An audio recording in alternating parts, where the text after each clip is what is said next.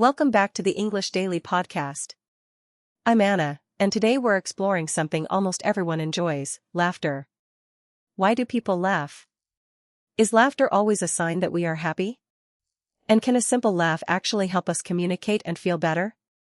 We'll answer these questions while learning useful English for everyday conversations. And I'm Jake. I already like this topic, Anna, because laughter is one of the few sounds people understand even when they do not speak the same language. A baby may not know many words, but a laugh can still make adults smile. Laughter is social, emotional, and surprisingly complex. Let's begin with a useful word: contagious. If something is contagious, it spreads easily from one person to another. We often use the word for illnesses, but laughter can be contagious too.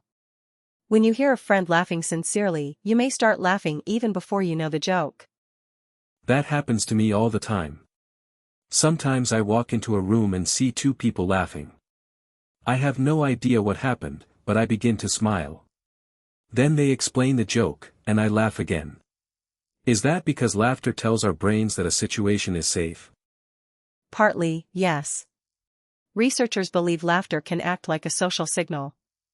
It tells people, "I feel comfortable," or "we share this moment." Of course, laughter can have many meanings. We laugh because something is funny, but we also laugh when we feel nervous, surprised, embarrassed, or relieved. That explains why people sometimes laugh during a serious conversation. Imagine someone saying, "I forgot my presentation at home," and then giving a nervous laugh. They probably are not saying the situation is funny. Their laugh may release tension. The word tension means a feeling of stress or nervous energy. Exactly. Here is a practical language tip. If you are not sure why someone is laughing, do not immediately assume they are making fun of you. The phrase "making fun of" means laughing at someone in an unkind way. Instead, look at the situation and the person's tone. You can also ask gently, "Are you okay?" Tone is important in English. The same words can sound friendly, nervous, or sarcastic depending on the voice. Sarcasm happens when someone says one thing but means the opposite, often to be humorous. For example, if it is raining heavily and someone says, "What beautiful weather," that may be sarcasm. And humor, or humor in British spelling, is the way people create amusement. But humor is not universal.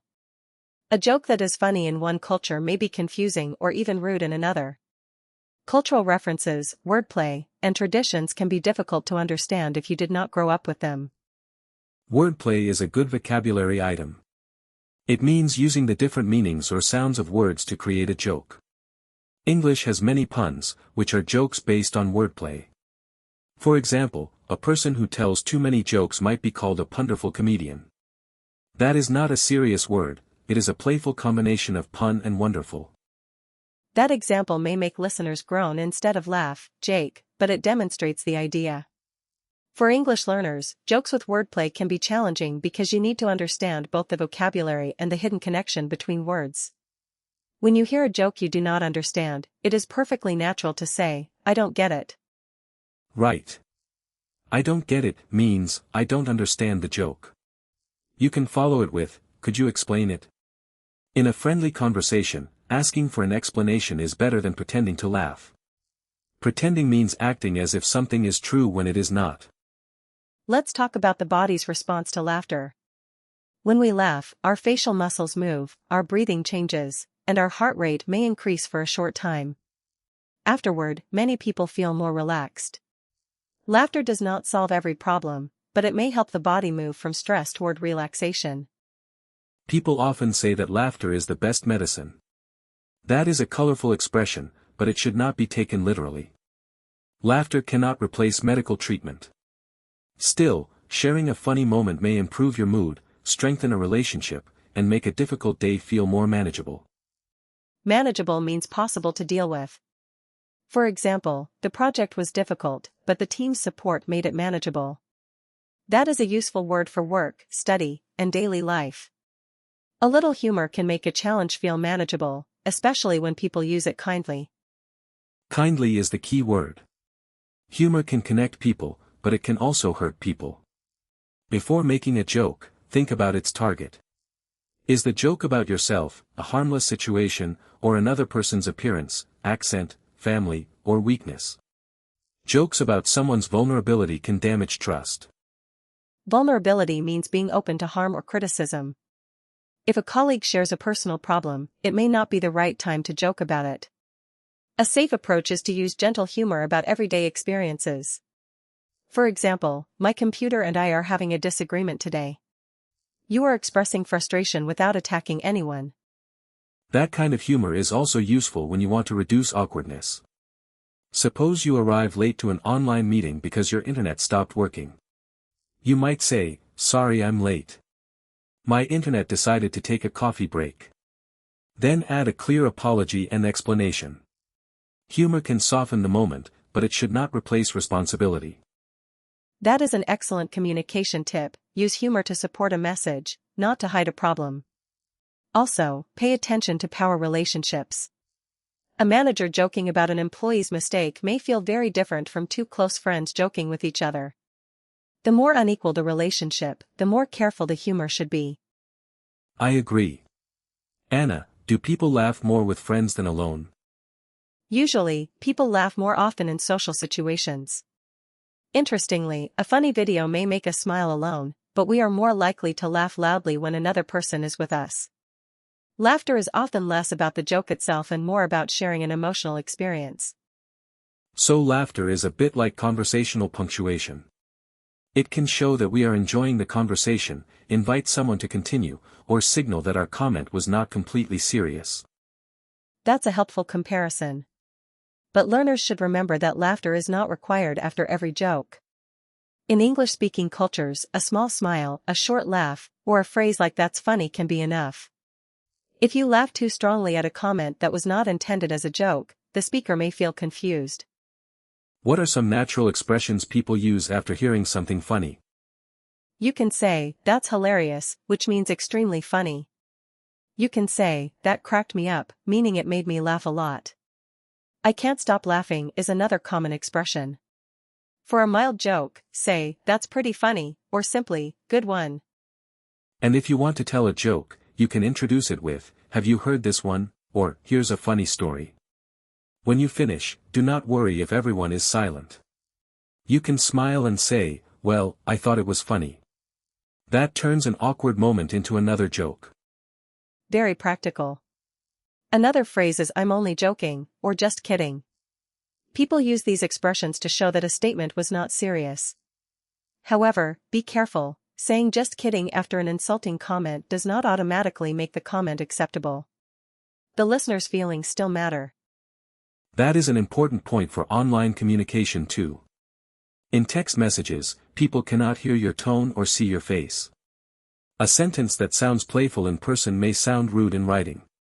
Emojis can give clues, but they do not solve every misunderstanding. Clear language is safer when the topic is sensitive. Sensitive means likely to cause strong feelings or require care. If you are discussing money, health, politics, or personal relationships, avoid relying on humor alone. You might say, "I want to be serious for a moment," before sharing an important thought. This tells the listener how to understand your words. Can laughter help English learners specifically? Absolutely. Enjoying humor gives learners exposure to natural rhythm, expressions, and cultural knowledge. Try watching a short comedy clip with subtitles. First, watch it for the general meaning. Then watch it again and write down one expression. Finally, repeat the line aloud, copying the speaker's rhythm and intonation. Intonation means the rise and fall of your voice. It can change the meaning or feeling of a sentence. A flat sentence may sound bored, while a lively intonation can sound interested. Comedy is useful practice because timing, pauses, and stress are important parts of a joke. Here is another exercise. Keep a humor notebook. Write down a funny phrase, explain what it means in simple English, and create your own example. For instance, "I'm having a senior moment" is an informal phrase meaning that you temporarily forgot something. It can be humorous, but use it carefully because it refers to aging. And listen for laughter in podcasts, films, or conversations. Ask yourself, what caused the laughter? Was it a joke, a surprising answer, nervousness, or shared knowledge. This helps you understand not only vocabulary but also social context. Context means the situation that gives words their full meaning. Before we finish, let's recap. Laughter is a social signal as well as a response to humor. It can show happiness, comfort, nervousness, or relief.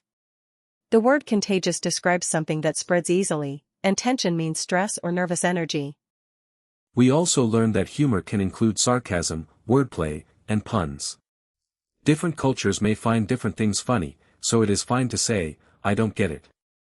Could you explain it?" And remember to use humor kindly, especially when the topic is sensitive or when there is a difference in power. For your English practice, watch a short comedy clip, notice the intonation, record one useful expression, and try using it in a safe situation. You can also practice saying, "That cracked me up, good one," and "I'm only joking." Most importantly, do not be afraid of making mistakes. A smile and a curious attitude can keep a conversation moving. Thanks for laughing and learning with us today. If you enjoyed this episode, subscribe to the English Daily Podcast, share it with another English learner, and come back for more useful conversations, vocabulary, and practical tips. We'll see you next time. Until then, keep listening, keep practicing, and remember, communication is not only about the words we choose, but also about the warmth we share. Bye.